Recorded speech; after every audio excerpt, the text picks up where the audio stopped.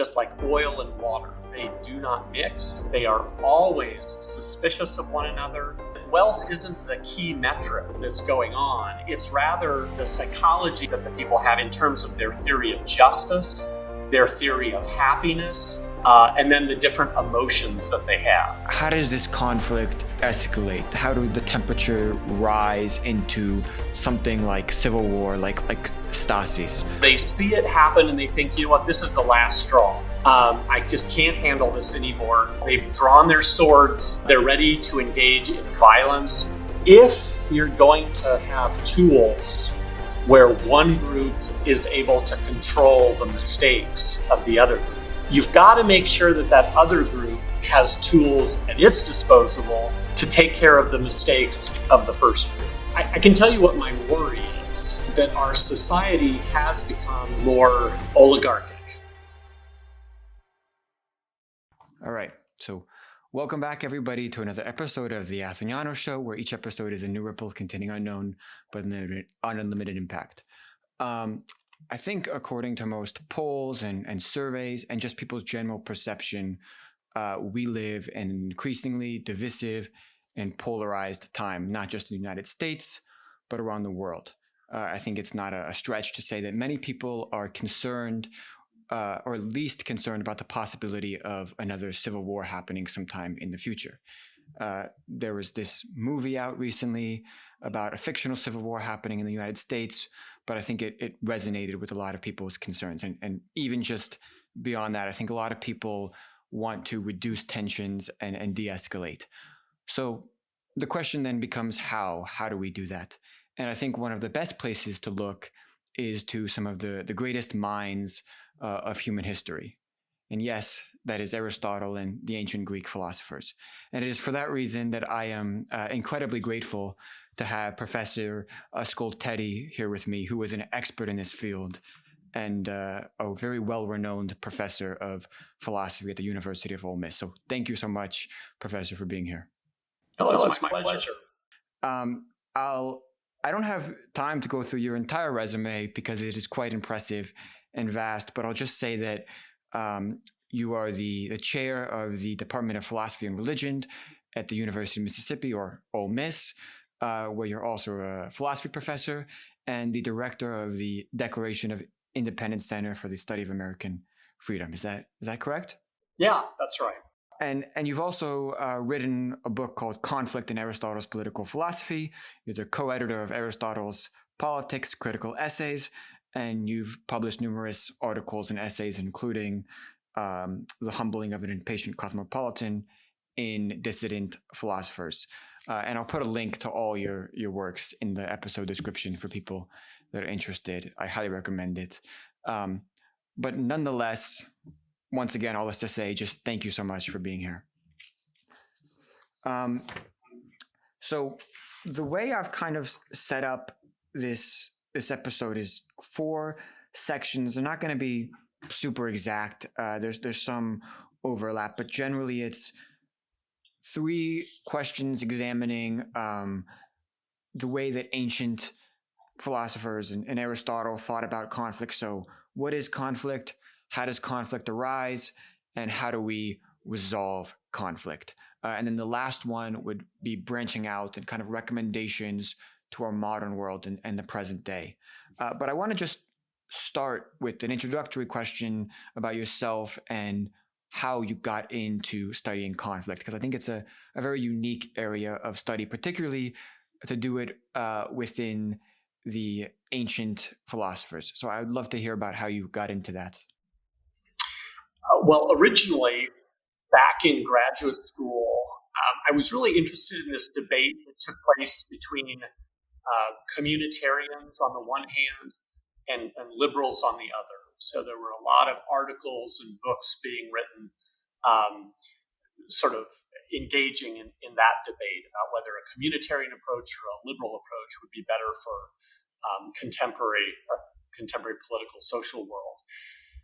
And the thing I noticed about the work I was reading is that both Plato and Aristotle were always sort of recruited into the communitarian side of that debate. oftentimes by both sides, both the liberals and communitarians would sort of use Aristotle and Plato as examples of people who thought that our social political world should be very, very communal in some way. And what that always seemed to presuppose was that both of those philosophers didn't think that conflict had any place in society.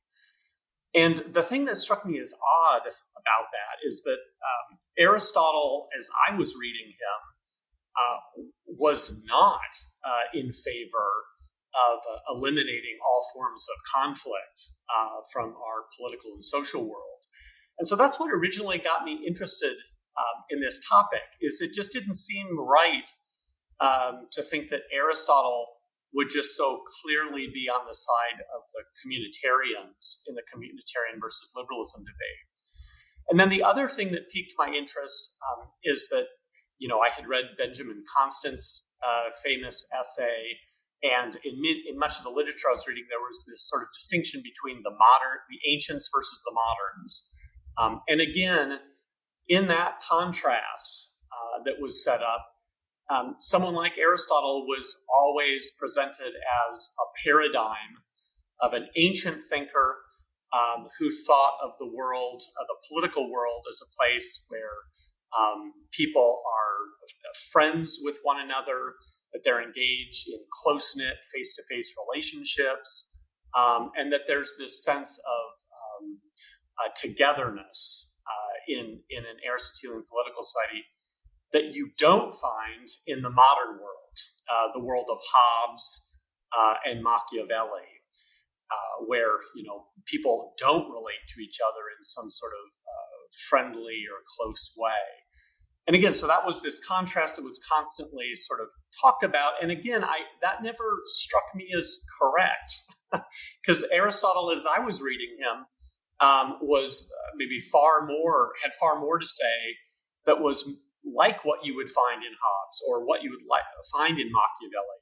Not the same, certainly, but it just wasn't that the opposition wasn't so clean cut as so many people presuppose. So that's really what got me interested, is the fights between the communitarians and the liberals on one hand, and then the distinction between the ancients and the moderns on the other. And I just didn't feel that Aristotle in particular was being portrayed correctly in either of those debates. And so that's how I got interested in initially asking questions about how did Aristotle think about conflict. And then there was a book by a guy named Bernard Yack, and who sort of was interested in the same kind of questions. He wrote a book called Problems of the Political Animal. And that book got me interested in what convinced me that there was enough scholarly material and scholarly questions here that I could really make a project into this. So when we talk about, theorizations of conflict among ancient Greek philosophers, are we predominantly talking about Aristotle, or is there others who have also written about it?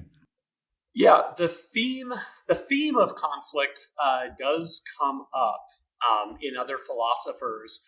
But what really is interesting to me about Aristotle, and this is the thesis for which I argue in my book, is that he thought that there are profoundly different kinds of conflict. And this is an important idea. Philosophers like Plato and others like him tend to think of conflict as just one kind of thing. It can be big, it can be small, it can be all-encompassing, it can be siloed, but fundamentally conflict is always the same kind of thing and should be conceptualized as one kind of thing. And oftentimes it's conceptualized as war. But as I read Aristotle, it's interesting is he thinks that there isn't one kind of conflict. Political societies can feature competition. Political societies can feature disagreement. Political societies can feature partisan conflict. And then finally, political societies can come apart in actual war. But all four of those are very different kinds of human phenomena. And they each deserve their own independent analysis. And they're all caused by different things. So what's really distinctive about Aristotle, on my reading, is that he's disaggregating these things that other philosophers tend to just lump together as one sort of thing to deal with. So, I mean, then zeroing in more on Aristotle, particularly, you've written a lot about his theory of partisanship, and the way that people kind of go into ideological camps. Can you just talk a little bit more about how he defines that concept in his work, particularly Politics and Nicomachean Ethics? Right. So one quick thing is partisanship is the word that I use to try to capture what I think Aristotle is talking about. So there's no Greek word that's the obvious stand-in for partisanship. But here's what you find in Aristotle, and then maybe you can tell me whether you think this sounds like partisanship or not. I think it does. But Aristotle thinks that all political communities show a certain kind of cleavage. All political societies are broken up into different kinds of groups. And the two groups that show up most frequently are, they go by different names, but we'll just call them for the sake of this conversation. There's on the one hand, the rich, who are few in number. And on the other hand, there are the poor, who are many in number. And Aristotle thinks that all political societies tend to feature these two groups. Now, what's particularly interesting is Aristotle thinks that these two groups won't just be distinguished in terms of the social traits they have, namely the amount of wealth they have, or the amount of, I guess I should say, social resources they have, and then just literally how many they are in number. But he thinks that both of those groups tend to adopt a very distinctive kind of psychology. And the psychology he attributes to those two groups is one where they both have a very set theory of conception of justice. They both have different conceptions of what it means to be flourishing as a human being. They both have very different emotions from one another. And they both believe that only people like them have the best view on the way political decision-making should take place. So they really do have their whole psychological approach to politics is profoundly different from one another. And so that's why, I believe that that's why Aristotle consistently describes these two groups as being just like oil and water. They do not mix. They are always suspicious of one another, and they're always on the verge of getting into some kind of brawl or some kind of fight, because their worldviews are very different, and they believe that the other group is completely wrong in their approach. So Aristotle thinks that most political societies will always feature those two groups, who are really just sticking up for their part of the society rather than for the whole of society. And psychologically, they're locked into doing so. So that's why I think partisanship is an effective way of describing or summarizing Aristotle's theory. When you say that it's into rich and poor and their psychological states are entirely different, that reminds me a lot of Marx. So is this a theory that's similar to Marxist theory, or does Aristotle's vision differentiate itself from Marx in some kind of way? Yeah, there are similarities. There clearly are some similarities in that Aristotle does believe that if you go into a city and just want to quickly describe, where's the main site of tension in this society, he does think that more often than not, that tension is going to be between the richer folks and the poorer folks. Now, so there is a similarity. And I think, different Marxists have often remarked on this and found a lot of resources in Aristotle. Now, but the difference, however, is that Aristotle never wants to reduce the conflict to partisan conflict to just differences in wealth. And in fact, it's the differences in the psychologies of these two groups that ends up being the very problematic part.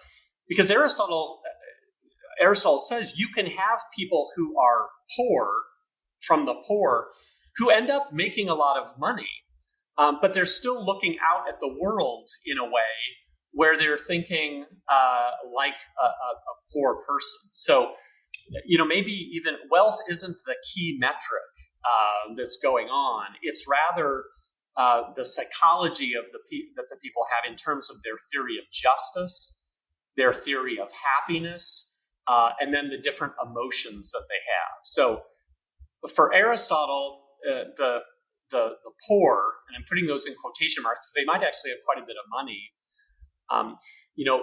For Aristotle, they believe that happiness is being able to do whatever you want. Justice is having everyone end up being the same or given equal amounts of social goods. And finally, Aristotle thinks that they tend to suffer from envy of anyone who raises above the crowd in some way. And vice versa for the rich, the people who have lots of social resources, they tend to suffer from arrogance. They tend to think that happiness is just acquiring lots of money. And they think that the justice demands that the people who are successful in life, in terms of their wealth, are given the most social control as well. So it's a story that resembles Marx maybe in one way, but it's the psychological picture involves things that go way beyond just wealth. It's really a clash in conceptions of justice, a clash in conceptions of happiness, and a clash in people's emotional repertoire as well. And are we meant to take these distinctions literally, or is he setting up a theoretical basis for how societies generally organize themselves? Yeah, that's a good question. I think what he's trying to do is he thinks that these are sort of paradigmatic ways of thinking about the main social blocks you'll find in society. Any given society might have people who aren't quite like that cartoonish type. And he himself makes more fine-grained distinctions among those people who are poorer in social resources versus people who are richer in resources. So, for example, among the people who are poorer in social resources, he includes people like successful craftsmen, farmers, people like that, as well as people who barely have enough money just to scrape by day and who are wage laborers. So there's differences among people who are poorer in social resources, even though all of them might be fit under this sort of stereotype that he's trying to theorize. And on the other side, among the rich, he thinks that there can be lots of smaller landowners and people who have estates who are quite a bit different from people of dynastic wealth, who are from these very old established families who have so much wealth that they, aren't even that attached to the city anymore because their wealth expands well beyond the political boundaries of the city. So again, they're within this stereotype of people who are rich in social resources.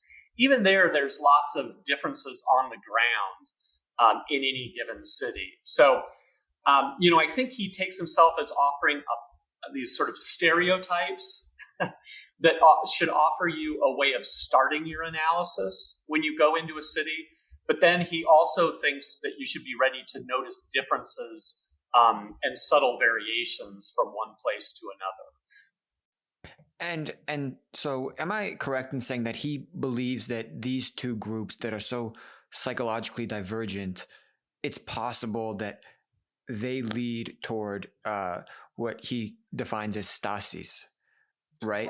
And so could you, before we talk about how that arises, could you just define what we're actually talking about when we say stasis? Yeah, absolutely. And this is actually how my book starts out, because I think this is such an important point. So stasis is this word you find Aristotle talking about, and there's this question of how to define it. What does he have in mind with this Greek word? And some people, when they're translating Aristotle and other thinkers, they'll take it as just a very generic word meaning any kind of conflict. So it could mean everything from a disagreement among neighbors about where a fence should go, all the way to people slitting each other's throats in violent a coup, a political coup. So one scholar, Moses Finley, said stasis is what he called a portmanteau word. It's a big, broad tent, and lots of different things can go in there.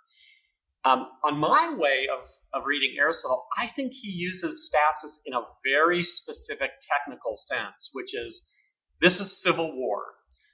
This is when they've drawn their swords, they're ready to engage in violence and fraud or do whatever it takes to fundamentally change the constitution of the city. So stasis is a rare thing, a very a dramatic thing, and it really is different in kind from the typical kinds of political competitions or legal debates that are more typical in society. Those are very different from one another. So on my reading, stasis means civil war. Full stop. Now, that said, you can see, if I'm right about the way Aristotle thinks about partisanship, and he's conceptualizing people who are rich and poor in the way on my theory he does, you can see why he thinks that the rich and poor will always be flirting with civil war.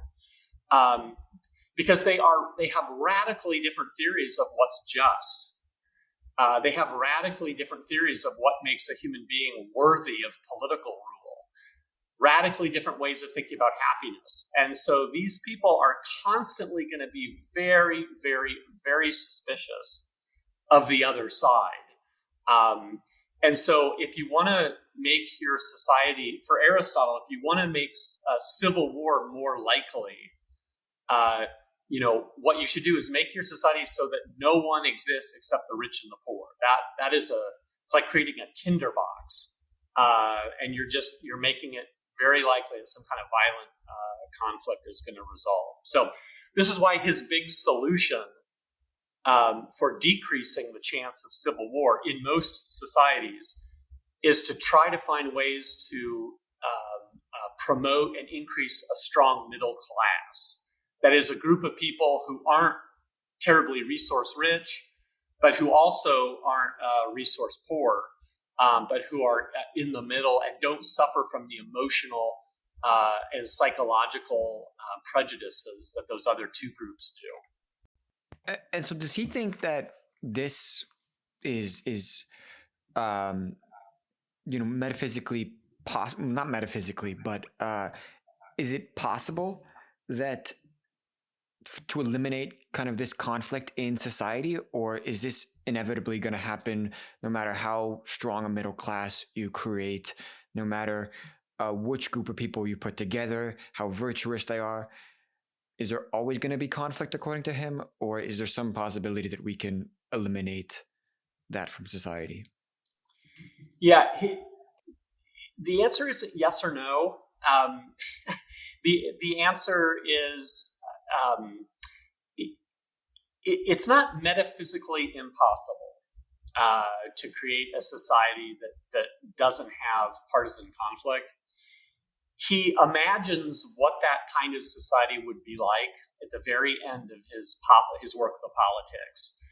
He calls it the city of our prayers.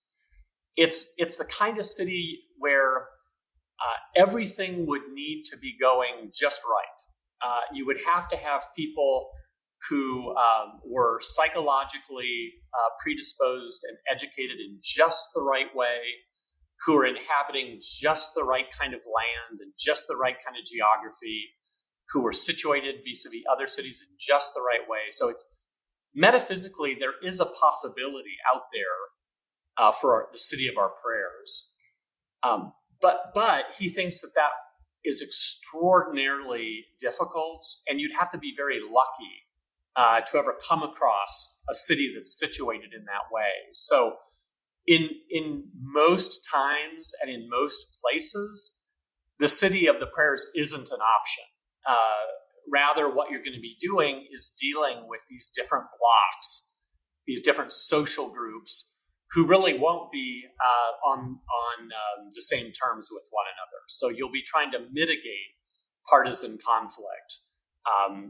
And that's the situation you'll be basically stuck with. So it's not metaphysically impossible, but it is practically impossible for nearly all the cases most people will face. I mean, do you think that's even desirable? A society without conflict, because it seems like when you have a society with competition and attachment to things, there's naturally going to be conflict that arises, right? If there's a job position that two people want, they're naturally going to compete for that job position, and that's going to create some sort of conflict, however small. So is it even desirable to eliminate that conflict, or do we want a little bit of conflict in society? Right. Well, just notice, that's a great question. Although notice you slipped into language that sort of made conflict sound like it's one kind of thing. Like, do we want conflict or should we root it out? And I think the precise answer to that is to say, yeah, the best kinds of societies are going to have competitions for honor. The best kind of societies are actually going to do a good job registering the debates and the disagreements that the society needs to happen, given the complexity of the situations and decisions it's facing.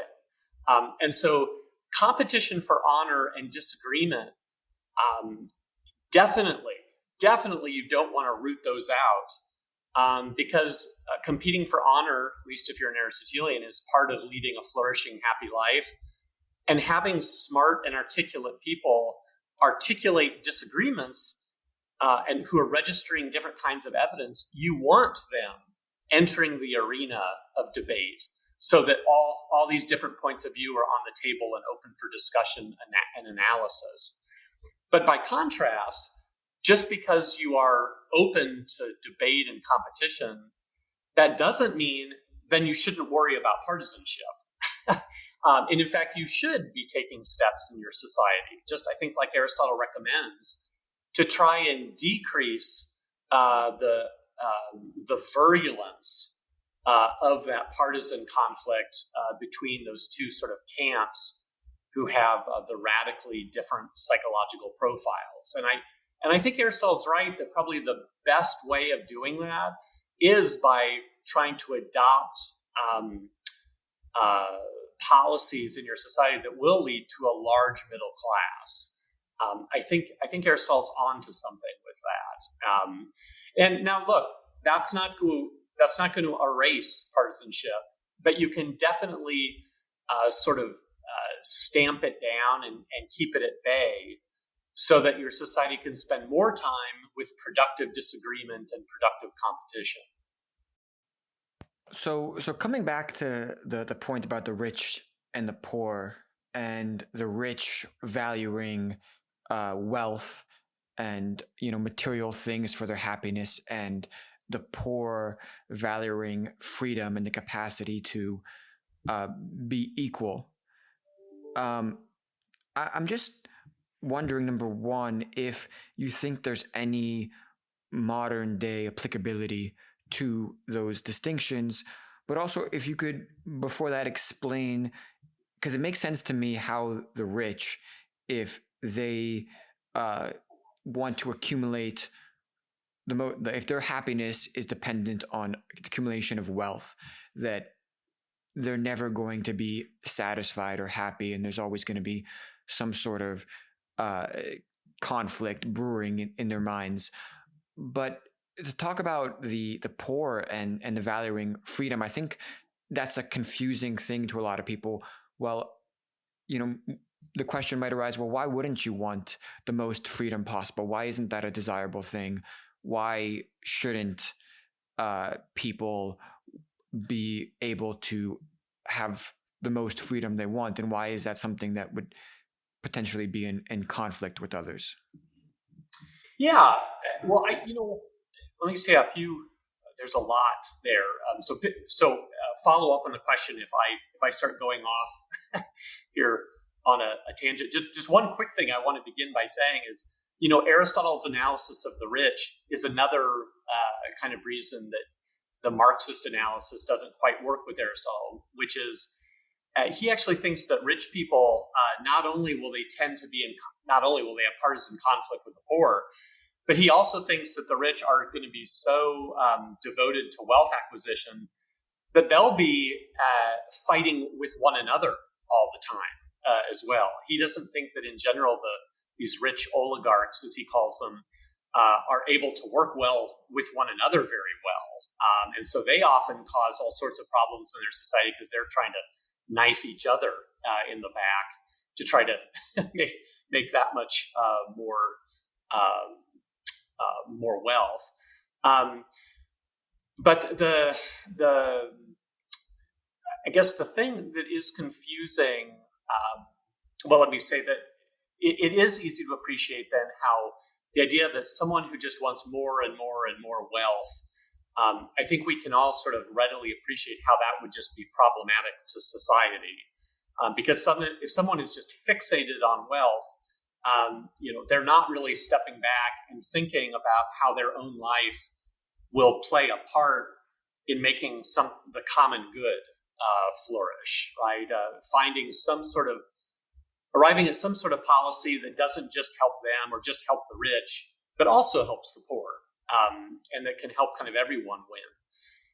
And I think you're right that it is a little harder to understand why Aristotle would be equally as critical of the people he thinks are poorer in social resources, where they think that being happy just means to be able to do whatever you want, and that you're as good as anyone else. We're all of equal value. And so it's a little hard to appreciate why that would be so problematic. And I think, Aristotle's way of thinking about that is that someone who thinks that anything they desire should be satisfied, and that whatever desire they have is as good as any other desire they have, is someone who fundamentally doesn't understand that some goods are better than other goods. Some things in life really are more valuable than other things, just objectively. And someone who doesn't have a sense of which things are more important and less important, the thing that's problematic about that, I guess there's two things, is first of all, that person is fundamentally directionless. And they won't have a very good sense of which way society should go, or what society should be trying to organize as its resources in pursuit of. So they certainly won't find anything like Aristotelian happiness if they think that every desire is as good as any other desire.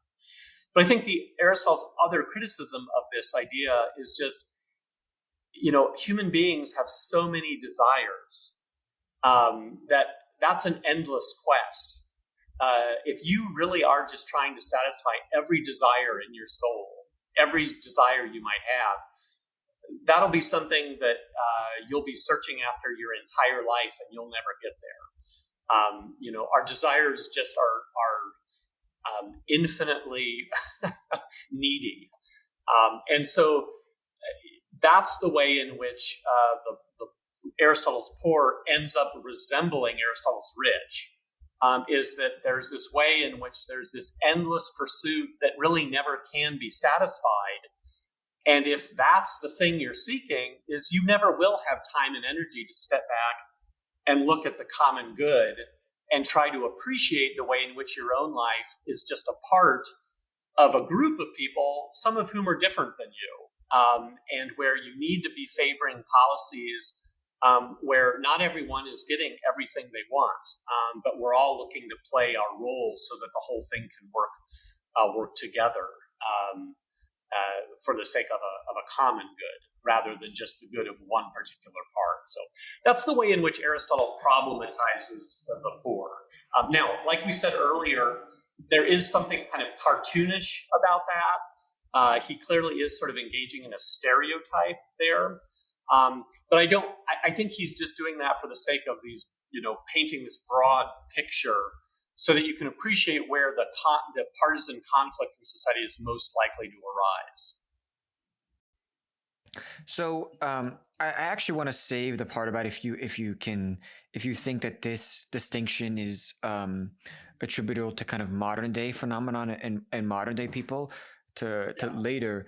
But I do want to ask. So I think you've set the stage of the wants and desires of and the psychological condition of both the poor and the rich. So we're starting out with this initial what you call partisan conflict. So then the question is, how does this conflict escalate? How does it? How do the temperature rise into something like civil war, like Stasis? How do we get there? Because we're starting with partisan conflict, but then the main thing is we want to prevent escalation. Yeah, that's great. So in Book 5 of Aristotle's Politics, as I read it, he gives this very interesting theory of why civil war happens. And he lays out sort of a very elaborate diagnostic, let's call it, for the origins of civil war. And so here's the profile. Again, this is all on my reading, but as I understand it, here's how he gives this kind of universal profile of the person who's going to start a civil war. And so there's sort of three parts to this.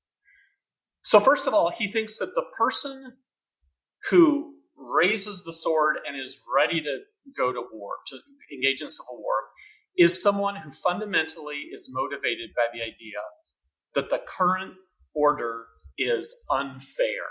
It's unjust. There's something, the person's sense of equality has been violated, right?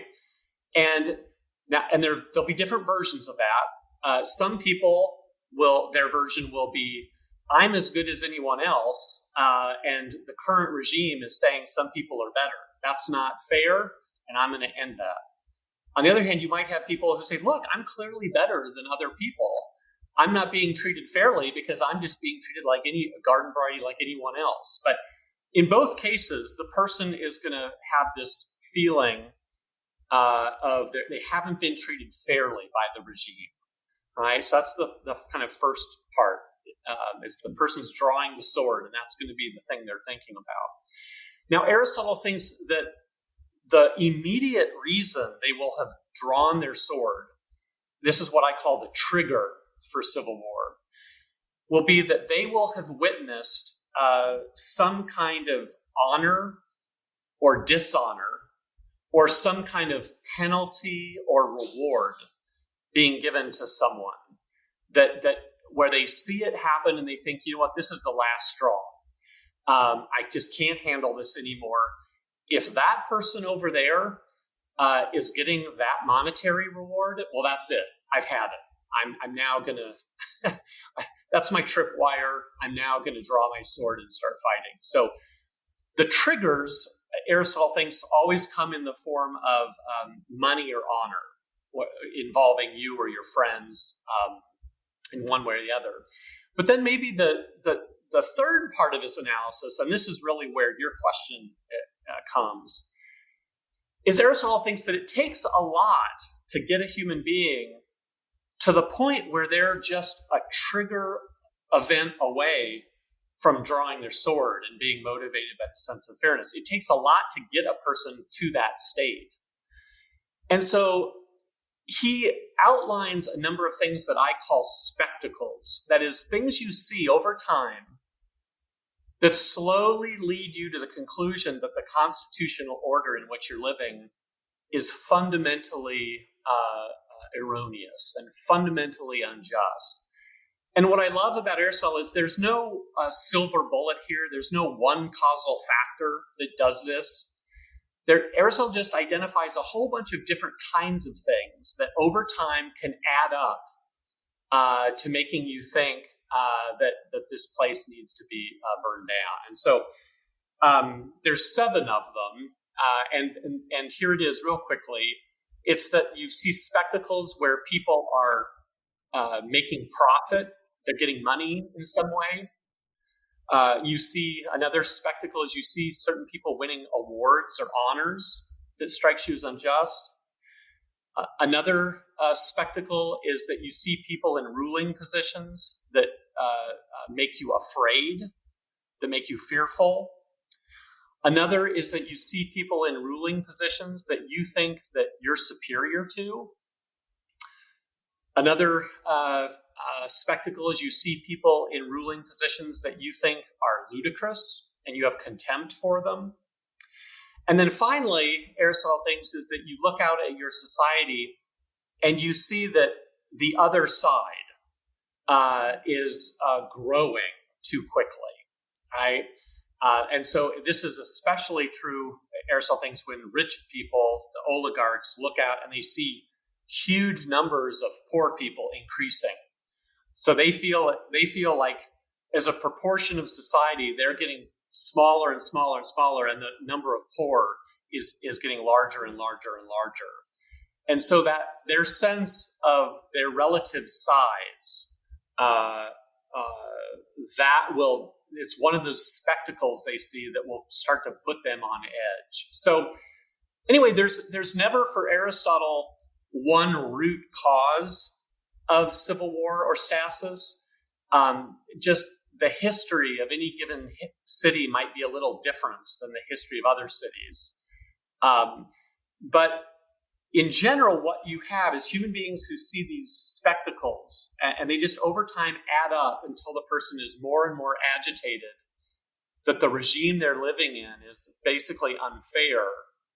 And then some triggering event happens that finally makes them decide to initiate civil war. So anyway, I'm sorry that answer went on for so long. But as I understand it, he really does try to lay out kind of a global theory of the factionalizer, the person who engages in civil war. And he designs that theory in a way where that theory will accommodate a virtuous person who goes to civil war against a vicious regime. But this theory also will accommodate civil wars where there's no virtuous people involved, where it'll be different kinds of partisans warring on each other. But his theory will explain both those kind of situations. I mean, when you were laying out the reasons and the things, so many just light bulbs went off in my head about modern day phenomenon, the things that really trigger people. I'm thinking about the U.S. That trigger people in the U.S. today with people getting things that they feel like don't deserve them, or them leaping ahead, or people feeling like the people in power are not very smart or not very intelligent. There's so many things that I feel like could be applicable to our modern time. So just wanted to say that. Yep. I had a question. Can I ask? And let me add one quick thing here. and maybe this is where we're going, but just notice how if Aristotle's right that rich people tend to become partisan in the way he imagines, and poor people who are resource poor tend to become partisan the way Aristotle thinks. You can see, given that list of 7 things I just named, I mean, you can see how people like those 2 categories are going to see these triggering spectacles all over the place. A partisan is someone who's seeing examples after example after example in their mind of all of these things taking place. And so it just makes sense that Aristotle's partisans are also the most likely to go to civil war. So sorry, I didn't mean to interrupt you there. Go ahead. No. The question that I had was because we were talking about, just forms of conflict that relate to, job positions or, maybe school choice or something like that. But it occurred to me that also, even if those things aren't strictly partisan conflict, that the fact that those things, that people see those things as meritable or being honorable, and those positions, those schools, even sports, perhaps, that could actually play a role in triggering this kind of a thing. Because if you view, let's say, I'll just take sports for an example.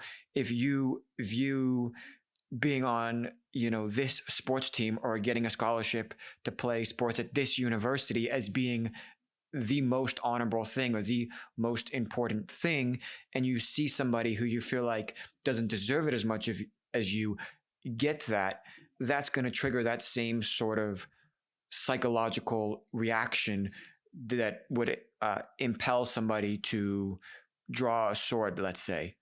Is that correct? It could. I mean, I think one of the interesting things about competition that we don't think about is competition actually presupposes an enormous amount of agreement. Think about, even in sports, think about how when 2 teams, or in boxing or something, when 2 people go into a ring with one another, I mean, even though the conflict between them gets all the attention, think about how basically they have to agree on 99% of all of the things that make that event possible. And it's only if they agree on those 99% of things that both sides, both the winner and the loser, will step away after the event and say, okay, you know what? The winner really does deserve honor because of that. Because we had all this background agreement that makes it possible, even if I'm on the losing side. I can see how that person won the fight, and they deserve the honor that comes with it. Good on them. I wish I would have won, but they deserve to win. They were the better competitor today. And so that kind of attitude is only possible with lots of background agreement. Now, the kind of situation you're talking about is where people have a competition, right? But there's not a lot of background agreement, right, on what the rules are, on who should deserve to win, right? And in that case, what you have really isn't competition anymore. There, you've now, this is just a site of more partisan unfairness. This is more an example where you're like, oh, here we go again. Those people are winning, and we all know why. It's because the system is crooked and broken. And so there, you don't even think honor was at stake. You think that this is just fundamentally another example, another spectacle of injustice. And so in that way, your example wouldn't work, because if the reaction is the one you're talking about, then really there wasn't a competition to begin with. There wasn't enough agreement to really have a legitimate competition right out of the gate. Well, so then let's amend this example, because when you were saying that, it occurred to me, okay, well, let's say there's a boxing match or a sports competition, and they agree to the rules beforehand. They agree on the terms. It's set up. It's a fair competition, and you have one boxing fight or whatever, and one person wins. Great. And then maybe they meet again, and the same person wins. And then they maybe meet again, the same person wins. And it occurred to me that if that happened maybe 5, 10, 15, 20 times, then the person who lost would start to say, well, hang on a minute. Maybe I don't agree to the rules anymore. Maybe we need to change them because they're unfair. And that could potentially happen in a society where people feel like their opportunity for to have government positions, to have high quality jobs, they initially agreed to the terms and felt like, okay, this is fair. I agree to this. But then after having continually lost or not gotten those positions, then even though maybe the conditions or the terms they agreed upon initially haven't changed that much, they could still feel like, well, I don't agree to these terms anymore because I'm not winning. I'm not obtaining those things that I previously thought was honorable, or in these competitions that I thought were fair and I agreed to. Right, and that is one possibility that a given person might end up starting to rethink the rules and think exactly the pattern you're talking about. There's another possibility, though, as well that we should entertain, which is after losing that 5th or 6th fight, the person says, you know what? I think that other person is just a better fighter than I am. That other person is a better boxer. And so the takeaway I should have from this is I'll look for some role to play in this world. That role isn't, though, going to be the winner of the best boxer. I'll look for another role. Maybe I can be a referee in future fights, or maybe I can become a trainer for future boxers, or maybe I'll spend my life on the amateur or minor league circuit or whatever. But so you're right. One takeaway might be, hey, wait a second, the whole system needs to be rethought. Another takeaway, though, might just be, societies do have people at the top and people who are not at the top. And that's just the way societies work. And I think, maybe this is kind of hard to hear, or maybe it's unusual to hear people say this, but I think the Aristotelian approach is to say, all societies are going to feature these groups of the few more elite people, and then the far larger number of non-elite people, the people who are poorer in social resources versus the people who are richer in social resources. And the Aristotelian is that's always going to be the case. The difference between societies isn't whether you find those two groups.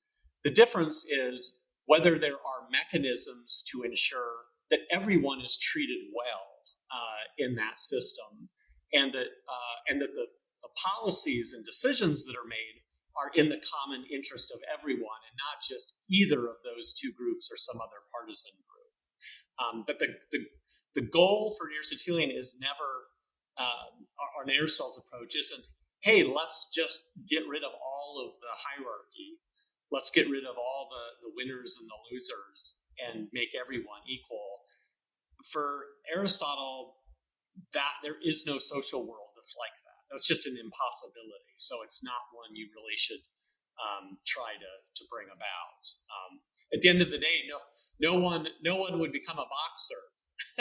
no one would join a sports team if you are really good for 5 years, then the whole ring gets taken apart.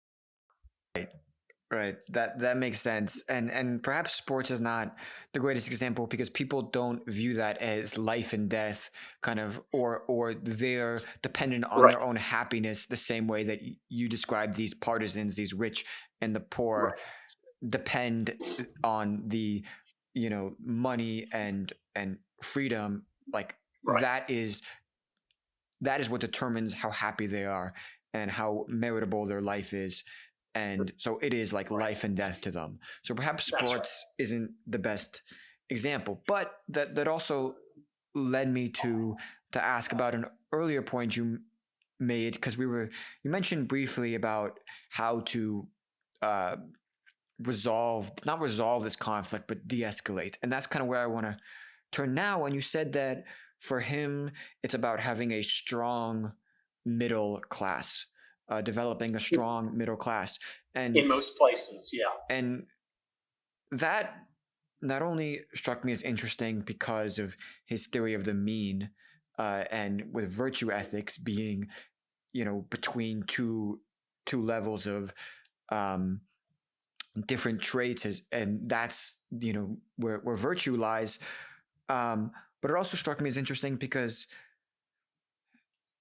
it occurred to me that people in the middle class, they're comfortable where they are, and so they're not as susceptible to like these kind of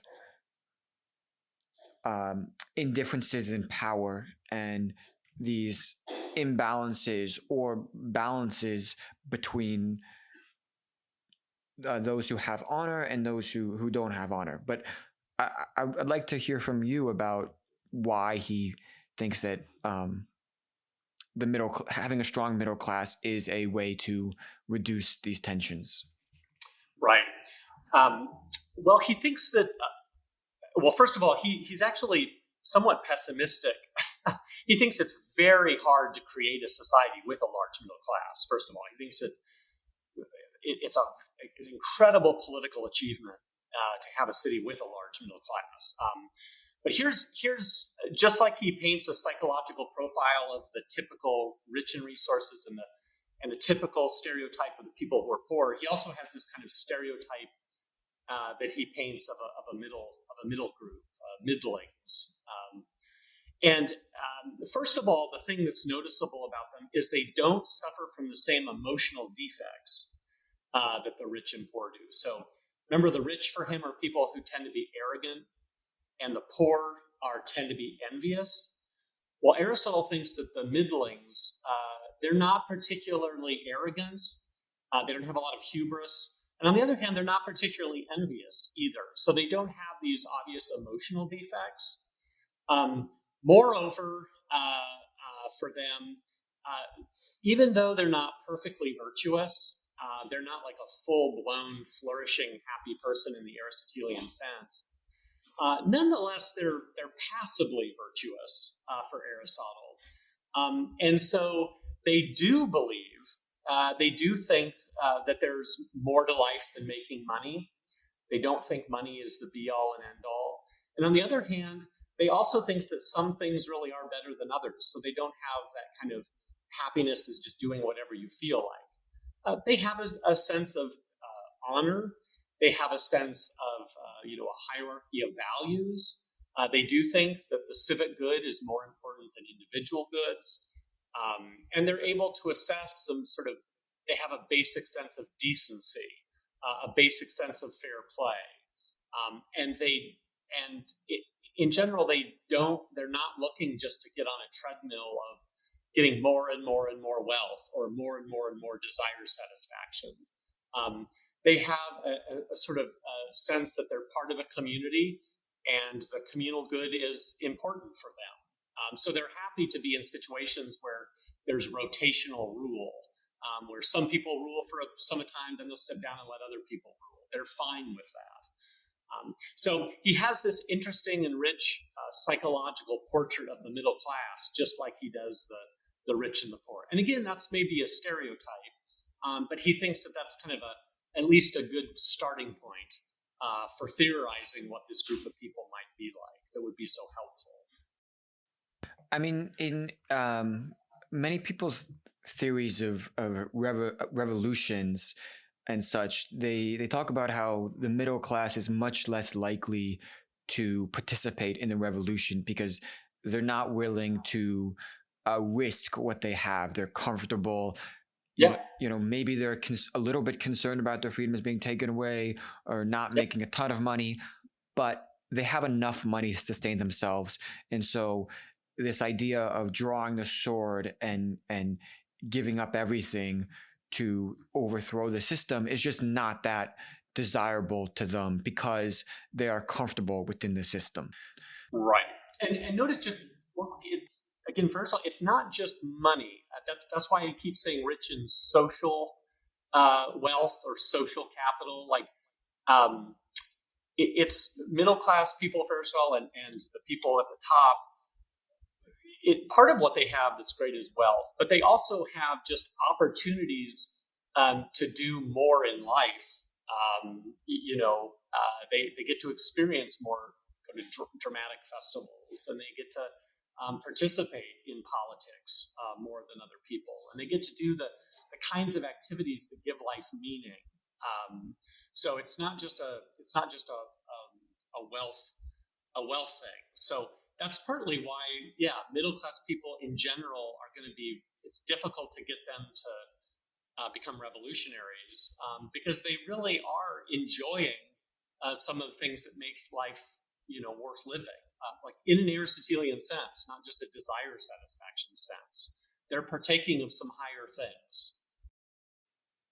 So to kind of turn to more how this applies to current society and our modern country way of life, etc. I want to ask you just if you think that Aristotle's idea, not just of poor and rich in the literal sense, because obviously there's a poor class and there's a rich class, but if this idea of the psychological difference in their mental states and the way that they value happiness and merit, do you see that existing in our current society and in the U.S. today? I see it in nearly all points of history that I've read about, let alone in the contemporary world. I think, the nice thing about Aristotle's analysis is that in some helpful ways, it's open-ended. In a lot of fruitful ways, he's laying out these sort of general themes that I think can be readily accommodated to different historical times and periods. Now, there's always this danger of just,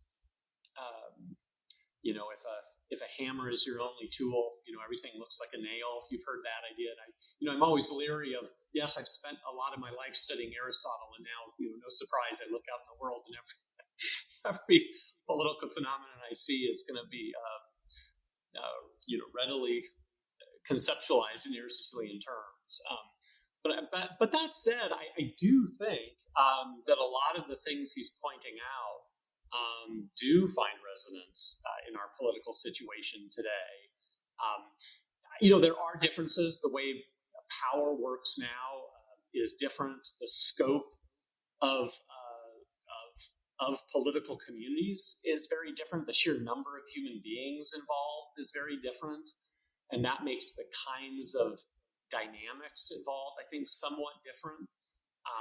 But I think there are still a lot of similarities that make Aristotle relevant, even if you can't just take Aristotle and just have him explain everything. I don't think that's the case, but he definitely is a great starting point for analysis. I mean, it seems clear to me, and I think most people would not disagree with this, that people in today's society who are fundamentally concerned with wealth as the most important thing, certainly that exists, at least to an extent, in our modern world, and I think that's going to be the case for eternity. But the point about people, do you think that people are also, or some people are too concerned about individual freedoms and establishing equality for all, not in the sense of people have less rights than other people, but in the sense of honor and awards and prestige, etc.? Yeah, I mean, I do think, I do think people can be very myopic. I do think people can have kind of bad theories of happiness. And I do think that when you have a bad theory of happiness and what makes a life flourishing, I do think there are consequences for that. And in the modern world, in the contemporary world, I do think there are people who think that just having more and more money is a sufficient condition for happiness. And I do think they will lead problematic lives that will also be problematic for those around them. On the other hand, I think a theory of happiness that just says it's whatever satisfies your desires, I think that is also something that you hear people embrace. And again, I think that is deeply problematic, both for the person, for themselves, and for those they're surrounded by. So, I do think that believing that happiness is something that can be identified in an objective way, maybe not as exactly as Aristotle laid it out in the Nicomacheans and Eudemian Ethics, but in something like what he was doing, I think is still a helpful and productive thing. And I think when push comes to shove, I think most people do intuitively believe that some ways of being happy are sort of counterfeit and don't really make a person happy, and other ways of being happy are more sustainable, more deeply enjoyable, and that just make for a truly flourishing life. I think even if people haven't thought about it, I think most people have an intuition that there's something to that. And I think, I'm not saying anything novel in this, but I think this happens especially when people become parents of children and they're having to make these decisions about what will make their child happy. I think there you see that they put their cards on the table that, some ways of living a life will lead to more happiness than others. And they don't just let their kids do whatever their kids want. They really do think that their kids could spend their lives in better or worse ways. So anyway, that's a long way of answering your question, which is say, I think there's something still to this idea that poor theories of happiness are seen today, and some of those bad theories do resemble the ones Aristotle was criticizing so long. Well, we've talked a lot about bad theories of happiness. It's kind of a loaded question, but do you think there is a theory of happiness that is preferable to others? Does Aristotle's own theory of happiness hold a lot of weight, do you think?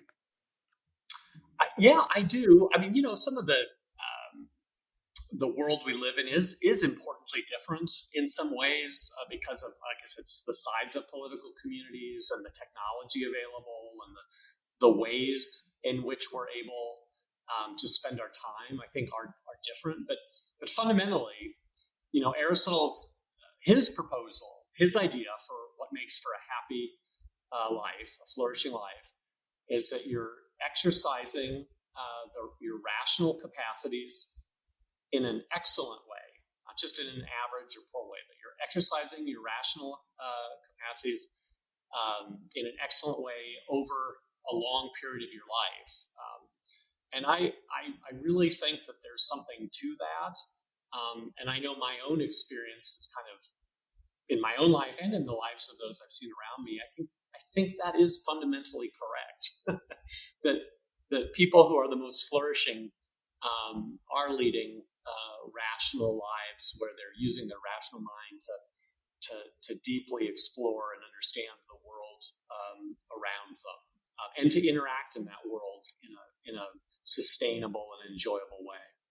Is there anything about our kind of current time, whether it be the advent of social media and kind of short clickbait, 30-second clips that capture people's attentions, get them addicted, whether it be the 24-hour news cycle, whether it be just kind of being bombarded with information and notifications on phones, that you think makes that, meaning Aristotle's theory of happiness, more difficult to obtain in our modern society? Yeah, I think that's true. I do think that's true. I think there are more ways to divert your time and energy that there have been before. I mean, I just imagine what it was like to live in a rural Greek community in the ancient world, where just there wouldn't be a lot of change maybe from day to day. And just think how different it is now that you can sit, in a chair and play a game for 5 minutes, then watch news clips, then go to a TikTok feed, then check up on your friends on social media, just in time to get another news flash, just in time to check the weather because your phone now is warning you there's a tornado. Like, it's just, there is a lot of opportunity for a kind of constant diversion. I think that is true. Now, on the other hand, though, I am somewhat optimistic about this. I think we're living in a time where these technologies are being created for really the first time. And there's kind of a wild west of social media and all these different technological opportunities. But notice that at the very same time that the number of diversions has popped up, we're also creating more and more opportunities for deep engagement. Like take this podcast series that you've set up, right? And that other people have set up. I think a lot of people enjoy a long form discussion. They don't want just a sound bite. They don't want to just watch something, a news clip that lasts for 3 minutes. They want to hear people talk to one another and explore ideas together. And so, I mean, yes, it's true.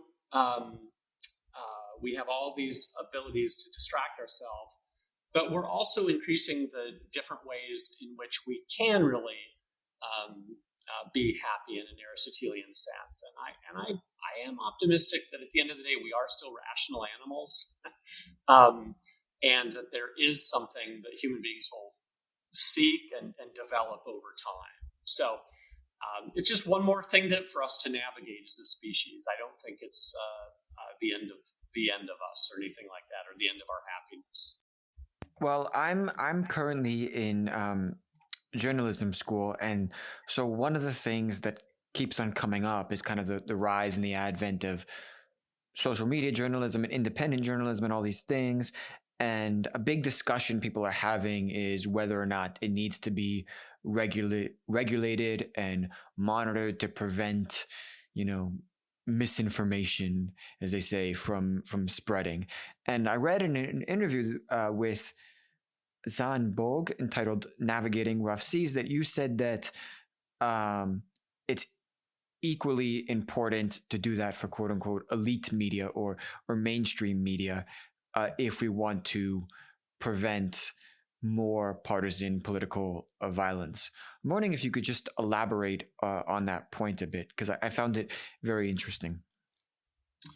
Yeah, well, if Aristotle's correct, and all societies do feature sort of an elite group of those who are resource rich on the one hand, and then people who are resource poorer at the bottom. If that's just the setup you're going to be dealing with in society, and then maybe a middle class kind of navigating between the two. If you're going to have tools where one group is able to control the mistakes of the other group, right? You've got to make sure that other group has tools at its disposal to take care of the mistakes of the first group. You can't set up a situation where people who are in elite positions get to catch all the mistakes of everyone else, but they themselves are never held accountable for their own mistakes. Everyone in society, all the different groups, both the elite and the poorer, have to be held accountable. And some of the proposals I've heard for, controlling misinformation or disinformation or malinformation or whatever formulation you want, it just presupposes that, well, of course, the people in the elite class will be the ones policing this and deciding what is disinformation or not, or malinformation or not. And I'm okay with people in elite positions doing that in some way, but I'm not comfortable with that unless we also give tools to the vast majority of people who aren't as rich in social capital, whereby they can control the misinformation, malinformation, and disinformation coming from the elite classes too. So it has to be a two-way street. And I think any attempt to just make it a one-way street is just a huge problem. And I think it would it would feed into those spectacles that I was talking about earlier of contempt, superiority, and fear that are long-term kind of causes of making people feel that the regime they're living under is fundamentally unjust. And so anyway, that was what I was trying to get at in that interview. It's not that I think that all information is equally good and that there should be no policing of any information. I'm not sure that makes sense. But I just picking one elite group out as the single group that gets to control that to me is a recipe for disaster. That makes a lot of sense to me, and I think a lot of people are gonna find be very sympathetic to that point. You also said that you think we need stricter libel laws in the U.S. I know the U.S. has some of the most lax libel laws in the world, and you said because to make it easier to hold someone accountable who publicly smears you. Again, could you just elaborate on why you think that's the case? And are you at all worried that such a policy would lead to, stricter free speech laws? And if so, is that even a bad thing? Look, I believe deeply in freedom of speech. I'm a strong believer in the First Amendment. Now, and so yes, I am worried by my own proposal. I think there are dangers, but I also believe that those are dangers that can be navigated and dealt with, because I think it's just as dangerous to let human beings who are supposed to be living together in a political community to defame one another, to try to dishonor one another, and to try to deliberately make each other's lives miserable on the basis of lies. That kind of thing tears us apart, and I think it makes it impossible to have legitimate competitions for political power, for good jobs. Like, you want competition, but if people are able to libel one another, it makes that kind of competition less likely.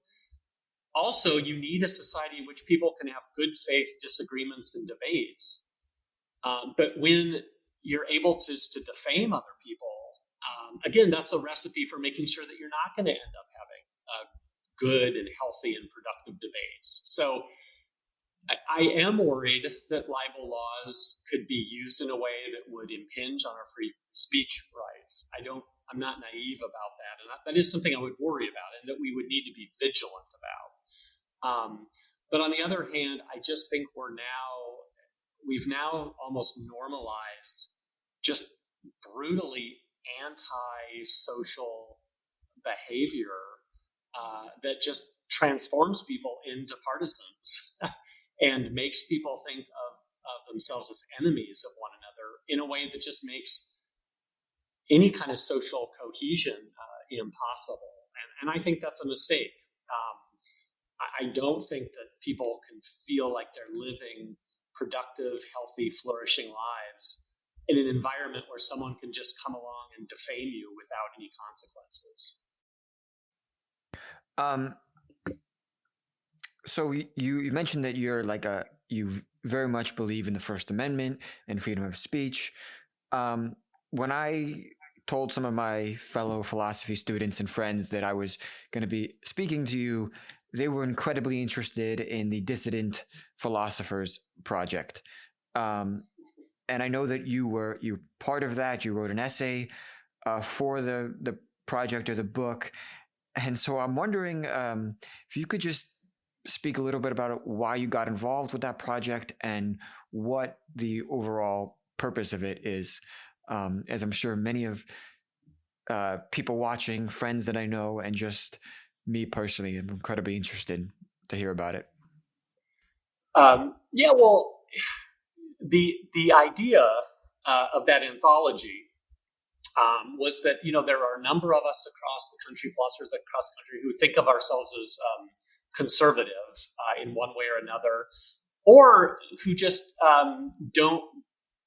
don't see ourselves as agreeing with sort of the multicultural, cosmopolitan, progressive themes that are often embraced by most of our colleagues in higher education. And so the original idea of that anthology, it was this, is that each of us was tasked with just kind of giving an autobiography of, how did you end up thinking this way, where you're thinking things that are kind of at odds with so many of your other colleagues. And so, each of us kind of had our own idiosyncratic paths that we took to believing what we do. And I think, therefore, all of us in that anthology ended up having very kind of different projects. It wasn't like there was one goal. I think more the idea was just each of the people who contributed in that anthology were trying to sort of explain where they're coming from, or how they ended up thinking what they believe in a way that's at odds with a number of kind of the more progressive or left-leaning points of view. So there's not a single theme, I think, that ties all of those essays together. It was just an opportunity for all of us to explore our own unique paths to kind of our different versions of conservatism. I mean, one of the things that I've noticed in recent years, or maybe this has been a trend for a while, but kind of people with dissident voices, let's say, or views that diverge from kind of the mainstream academia, particularly on the political spectrum, feel distraught with higher education and academia. And I'm wondering if you think that is because, well, I guess, what is your diagnosis of that cause? And do you think it has something to do with the fact that there is such an imbalance ideologically between like the way that professors think across the United States and in the world, and the professors view what they think is important, what they merit, what they view as politically important, versus other people? Yeah, I want to stress, I don't think there's one answer to that question. I think different dissident philosophers are going to have different ways of handling that kind of question. I think for me, I think there were two kind of big things that made me feel less and less sort of happy, or more, your language, as you said, more distraught, I think. And that's first of all, what I noticed happening in my classrooms is that I found it harder and harder and harder to just get my students to debate one another, just to get them to entertain, just for the sake of argument. Like, hey, take a position that I know you don't agree with, but just take that position and let's just have fun having a disagreement about it and just see where our debate goes. And what I noticed is that students got less and less comfortable with having debates and disagreements with one another in the classroom setting where their peers could see them that way. And so, and that sort of distresses me. and makes me distraught, because I think part of the wonderful thing about philosophy is, you have a chance to engage in all of these incredibly interesting disagreements and famous debates about all these different issues. And so that's maybe the first let me put it this way, the repertoire of our students. It seemed like they hadn't been flexing their disagreement muscles at all. And so that disagreeing with other people was this new experience that they had never had.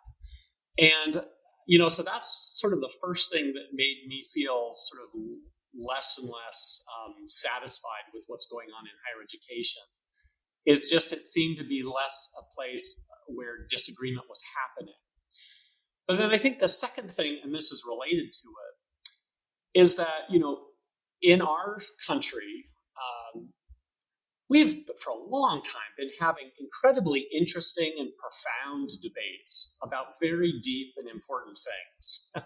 Like, what is a country? Like, just to pick one out, what does it mean to be a citizen of America? Let alone questions about, you pick it. When does human life begin in the abortion debate? Or should we pick whatever great and important debates you want, where there are, on both sides of those debates, there are incredibly intelligent, well-meaning people, who want to be part of the debate. And I think it's pretty clear that we as a country have these huge, big debates. And so the thing that was making me distraught is it seemed like higher education was less, it was rarely the case that those debates were taking place on college campuses and on university campuses. And instead, what was happening is higher education is just grooming people to be on one side of those debates. And I think in the long term, that's a dangerous thing for higher education to do, because it ends up making it look like higher education is partisan. And it's a recipe for people coming along and saying, what's the point of higher education if the big debates we're having as a country, and maybe even as a civilization, aren't being registered there in any deep and important way? So, I think that's the thing that made me feel more distraught, is that the big important debates that we're having as a country aren't showing up here on college campuses. They're taking place outside of higher education. And now, like, on Substack, like on podcasts, in independent media, like, that's where all the intellectual fervor and big debates are being taken out. And so I think for me personally, those were the two big things. There's the more typical things about cancel culture and wokeness and all of that, but that really, to me, isn't the main thing going on. To me, the idea is that disagreement muscles aren't being flexed, and ultimately we weren't. University and colleges, campuses aren't places where you're hearing the best and deepest versions of the big debates that we're having as a country. Last question. What is your diagnosis for the reason that these debates and disagreements, and people are afraid to disagree with each other in the classroom? What's your diagnosis for the reason that's happening? I think there are lots of different reasons. I'm going to sound sophomoric, I think, if I just pick one and try to reduce it to some simple explanation. But I can tell you what my worry is. Okay. And that is that our society has become more oligarchic. Our society has become one in which to use the Aristotelian language, the elite few who are resource rich are now controlling decision making for all of society in a way that they hadn't before.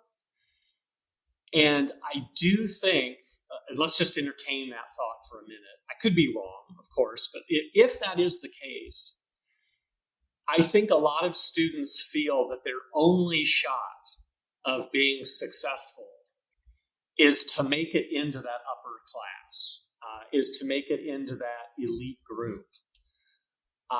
And because they think that the stakes are so high to get into that group that controls so much, is that they're more and more hesitant to take risks that would put them at odds with their teachers, their peers, or in any way rock the boat, and that would jeopardize their shot into getting into those decision-making centers.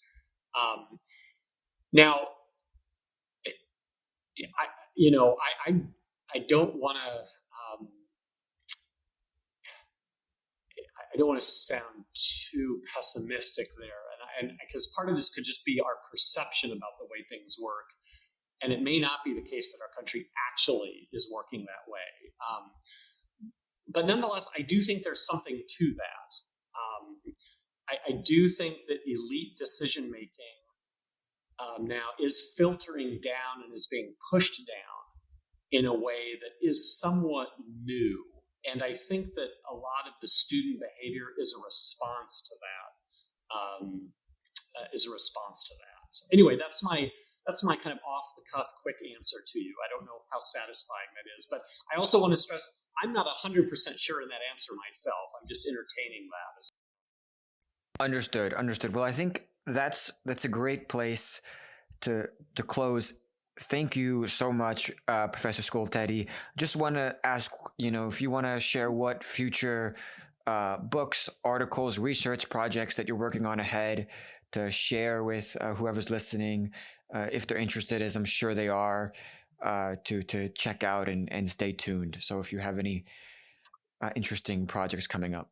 Yeah, well, I appreciate that. I'm working on a paper about Plato's Republic right now that I'm actually really excited about, because the idea for this paper came about when I was an undergraduate philosophy major. And it's one of those questions I've walked around with for years and years and years and years, and I've just never given myself a chance to try and figure out what my answer was until now.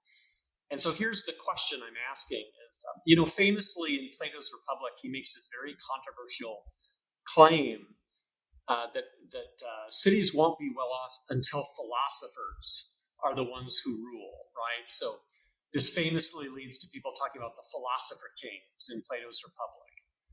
And of course, that's very controversial. That gets lots of discussion. Who are the philosophers? Why would they be better as rulers than anyone else? And that gets a lot of discussion. However, there's another thing that goes on in Plato's Republic that is equally surprising, but that doesn't get discussed, which is that Plato's philosophers are all people who are professional military fighters. These are people who had to become, elite warriors. So Plato's philosophers in the Republic, they're like SEAL Team 6 people. They're like special forces people who just go on to get extra philosophical training after decades and decades and decades of military training. And so, really, rather than calling them philosopher kings, we should call them the philosopher warrior kings. And so my question has always been, why did Plato require his philosopher rulers to first become military people? I mean, why not just when people are young, they're divided into different groups. Some go on to become philosopher rulers. Some become military fighters. Others become... Why insist that the philosopher rulers have to emerge from the military class? And as I've tried to come up with answers to that question, it's actually hard to come up with a good answer. And so in my current project, I go through and I'm entertaining lots of different answers and showing you why I'm not satisfied with any of them. But the answer that I'm going to try to defend in this paper is that Plato thinks that there's something deeply philosophical about the nature of war itself, and that's why philosophers have to emerge from the warrior class. War isn't some kind of strange ordeal that has nothing to do with philosophy. On the contrary, there's something about going into war that makes one philosophical. And that's going to be my answer. I'm still trying to figure out my argument for that answer, but that's where I'm at right now. That's incredibly fascinating. And I think, if I'm not mistaken, Plato was a wrestler. Is that correct? Yeah, he had military experience himself, as did his great and famous mentor Socrates. And one that is one answer I entertain in this paper is maybe this is just a reflection of his own autobiography. He was someone who did some fighting, who then was a philosopher, and so when he's imagining the best city, it's one in which people start out by fighting and then becoming philosophers. But I myself am not satisfied with that, because I think Plato was so self-critical in so many ways that just because his own life had played out that way, I don't think he was just then generalizing from his own example. I think he was trying to adopt political arrangements for principled and philosophical reasons.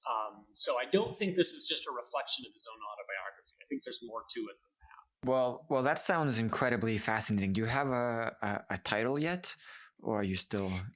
The working title is Philosophy Warrior King in Plato's Republic. Philosophy Warrior King. Okay, everybody, go get ready for when it's out. That's right.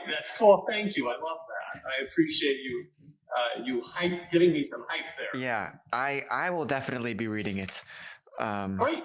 Yeah, thankfully my old university email from last year still gives me access to journals and various academic papers and stuff. So I'm still trying to capitalize and read as much as I can before that eventually goes away, if ever. So I understand. Yeah. But anyway, thank you so much for doing this. I had a blast. And yeah, just a huge amount of gratitude once again. Well, it was a pleasure to be here, and congratulations on asking such great and interesting questions. I really appreciate that. And I should say, my grandmother, she's from Jackson, Mississippi. And okay. Yeah, so I'm sure she's going to be watching this, and she goes to the Egg Bowl every year. And fantastic. Yeah, so you're telling me that she loves a good competition, is what you're telling me. She definitely loves a good competition. But yeah, anyway, what you're in Mississippi, so it's an hour or 2 hours ahead of Eastern time. Right, we're in Central time. Central time. So we're one hour back from Eastern time. Okay, so it's 4:30 for you. Well, anyway, thank you so much again for doing this. I will hit the stop record button, but guys, remember to subscribe, like this video, and also check out Stephen Skultety's work. It is very, very fascinating. All right. Thank you.